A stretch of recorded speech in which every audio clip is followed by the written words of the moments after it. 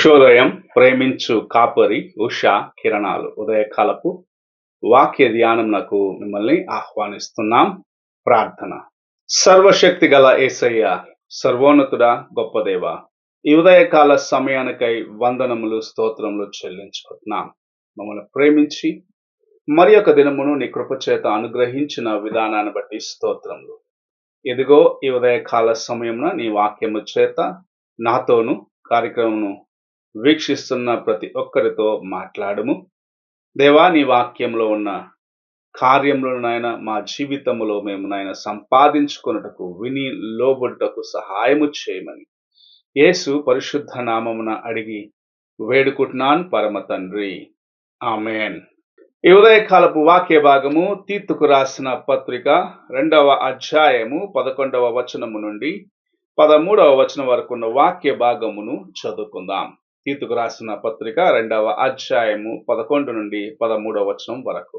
ఏలయనగా సమస్త మనుషులకు రక్షణకరమైన దేవుని కృప ప్రత్యక్షమై మనము భక్తిహీనతను ఇహలోక సంబంధమైన దురాశలను విసర్జించి శుభప్రదమైన నిరీక్షణ నిమిత్తము అనగా మహాదేవుడును మన రక్షకుడినైన యేసుక్రీస్తు మహిమ యొక్క ప్రత్యక్షత కొరకు ఎదురు చూచుచు ఈ లోకములో స్వస్థద్బుద్ధితోనూ నీతితోనూ భక్తితోనూ బ్రతుకుచుండవలనని మనము దేవుని యొక్క కృపచేత, ఆయన యొక్క ప్రేమ వలన సజీవులుగా ఉన్నాము.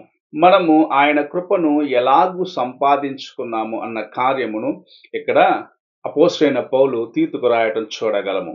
దేవుని యొక్క కృపచేత ఆయన యొక్క రక్షణను ఆయన మనకు అనుగ్రహించి ఉన్నాడు. మన కోసము మానవుడిగా ఈ లోకమునకు జన్మించి తన్ను తాను రిక్తునిగా చేసుకొని తన యొక్క అమూల్యమైన రక్తము చేత నిన్ను నన్ను కడిగి మన కోసము తను బలిగా అర్పించబడిన వాడిగా మార్చబడి ఆ బలి ద్వారాగా నీవు నేను విడుదల పొంది ఉన్నాము. మనము ఆయన యొక్క రక్షణ, ఆయన అనుగ్రహించే ఆ రక్షణ పొందుకొనటానికి ఎటువంటి క్రయము చెల్లించలేదు. కానీ ప్రభు మన కోసము తానే క్రయధన బలిగా అర్పించుకొని మనలను అనగా నిన్ను నన్ను విమోచించుటకు సమస్తమును సిద్ధపరిచినాడు. గనుకనే మనము ఈ లోకములో జీవించే దినములలో ఆయన యొక్క రక్షణ, ఆయన యొక్క కృప ఎంత అమూల్యమైనదో గ్రహించుకొనుటకు ప్రతి పాప కార్యమునకు దూరముగా ఉండాలి, దేవునికి సమీపముగా ఉండాలని ప్రభు ఆశిస్తూ మనతో మాట్లాడుచున్నాడు. ఎలాగూ నీవు నేను పాపమునకు, దేవునికి అయిష్టమైన కార్యములకు, మనల్ని పాపమునకు ప్రేరేపిస్తున్న ప్రతి దురాత్మ కార్యములకు దూరముగా ఉండాలి, ప్రతి విధమైన శోధనకు దూరముగా ఉండుటకు ప్రభు యొక్క కృపను వేడుకోవాలి. ఆయన యొక్క సన్నిధిలో వేచి ఉండాలి, ఆయన వైపు చూడాలి. ఆయన మన హృదయములో నివాసము చేయాలంటే ఎలాంటి జీవితమును కలిగి ఉండాలి, ఎలాగూ ఆయనను మనము కలిగి జీవించగలమన్న కార్యములను ఇక్కడ మనకు నేర్పించడం చూడగలము. నీతిగా ప్రతి విధమైన శోధనకు, శరీర కార్యములకు చేత ఈడవబడి పాపమునకు లాగబడే ప్రతి కార్యం నుండి విడువబడిన వారిగా, దేవుని యొక్క సహాయమును పొందుకున్న వారిగా, ఆయన యందు నిరీక్షణ కలిగిన వారిగా, ఆయన చేత నడిపించబడిన వారిగా నీవు నేను ఉండాలని ప్రభు ఆశిస్తూ ఉన్నాడు. ఈ ఉదయకాలమున ప్రభు తన యొక్క రక్షణను నీకు నాకు ఇచ్చినది ఊరకనే కాదు, నీవు నేను ఆయనతో పాటు ఆయన రాజ్యములో ఉండాలి, ఆయనతో పాటు ఆనందించాలి, ఆయనతో పాటు సహవాసము కలిగి ఉండాలి, ఆయనతో మనము యుగ యుగములు జీవించాలా అన్నది దేవుని యొక్క ఉద్దేశమై ఉన్నది. దానికి తగిన వారిగా మనలను మనం మార్చుకొనుటకు, ఇహలోక శోధనలను జయించుటకు ప్రభు యొక్క కృపను వేడుకుంటూ మనము ముందుకు వెళ్ళాలని ప్రభు ఆశిస్తూ ఉన్నారు.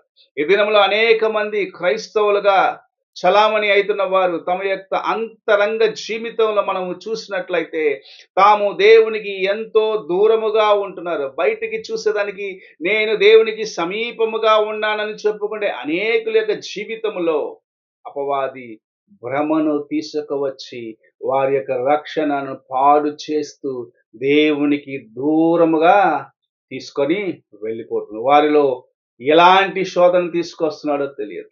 కొందరికి శరీర కార్యములు, శరీర ఇచ్చలను ప్రేరేపిస్తూ ఉంటారు. కొందరిని తమ యొక్క నేత్రాశలకు, కొందరి యొక్క హృదయములో జీవపు డంబమును తీసుకొచ్చి దేవుని సన్నిధికి దూరము చేయటకు అపవాది అయిన వాడు ప్రేరేపిస్తూ ఉన్నాడు. అందుకే ఈ ఉదయకాల సమయమున ప్రభు మనతో మాట్లాడుచూ ఉన్నాడు. మనము ఆయన యొక్క ఉచితమైన కృపను పొందుకొని ఉన్నాము. ఆయన యొక్క అమూల్యమైన రక్షణను పొందుకొని ఉన్నాము.